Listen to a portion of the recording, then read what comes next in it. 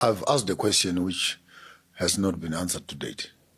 That how can 10 to 15 white men sit on a table and make an agreement which 54 presidents and leaders cannot undo?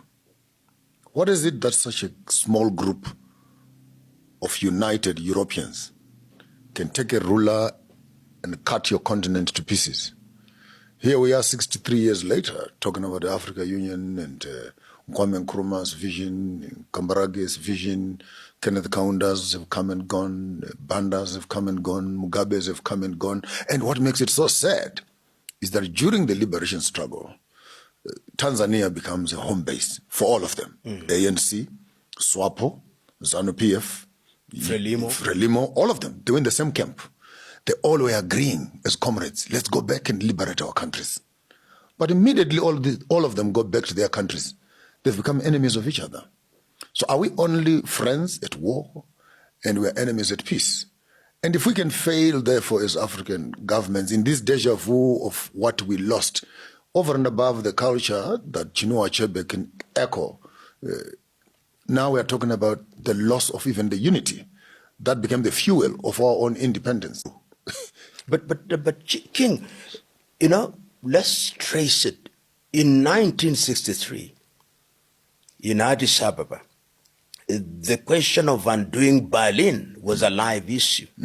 And if you look at the early debates, there are those who said, let us undo the boundaries. And then it was examined, and they argued that if we started undoing the boundaries, there would be great conflict because the neo-colonizer is still with us. The same was revisited in Cairo in 1964, hosted by Gamal Abdel Nasser. And the key voices at that time were Nyerere and Nkrumah. Nkrumah believed that these boundaries were temporary because Africa was going to unite anyway. So his argument was, well, these are only going to be boundaries for purposes of administration, and the doctrine of inviolability of inherited boundaries was then drilled down.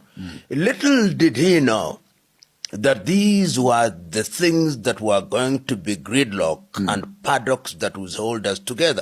So in 1965, when he convenes a meeting in Accra, he himself takes the view, and Nyerere speaks about it on 6th of March 1997. He says that they thought that they would come out of that meeting saying there is a United States of Africa. But the neo-colonizer was thinking differently, and a year later Nkrumah is overthrown. But Nkrumah said something that answers your question. He said that it will be easy to do away with the colonizer as the political leader. We may even solve our economic problem, but there is something that happened to our minds. And that is going to take a little longer to deal with. And he was echoing a statement that had been made in 1933 by an African-American, Carter G. Woodson, the miseducation of the Negro. African. And Ngugi wa Thiong'o later writes about it in terms of decolonizing the mind. And I Brilliant book, by the way. Yes, indeed. And I think while you're on that, yes, it should be illegal for anyone who wants to start talking Pan-Africanism, for example, who has not gone through 2 or 3 of those books that you have mentioned. How the African, how Europe civilized the world. There's one absolutely. Also how the African civilized Europe and how Europe, uncivilized Africa, so to speak. And the Chinua Achebe, great work, Things Fall Apart, and Decolonization of the Mind by Ngugi, and Steve Biko also, I Write What I Like. I think, yes. And I think if you can put a nice little catalog. And Antachek Diop. Yes, yeah, of course. Antachek Diop, really, those must be compulsory readings. And to remove, there is also, and there is no harm in that, but there is too much romanticization of Pan-Africanism without looking at the practical Pan-Africanism. Obligation, yeah. So I think what those books do is to drill down. There is another one that I would want to put on the list. This is a Adekeye Adebayo, Africa after the Cold War, the curse of Berlin.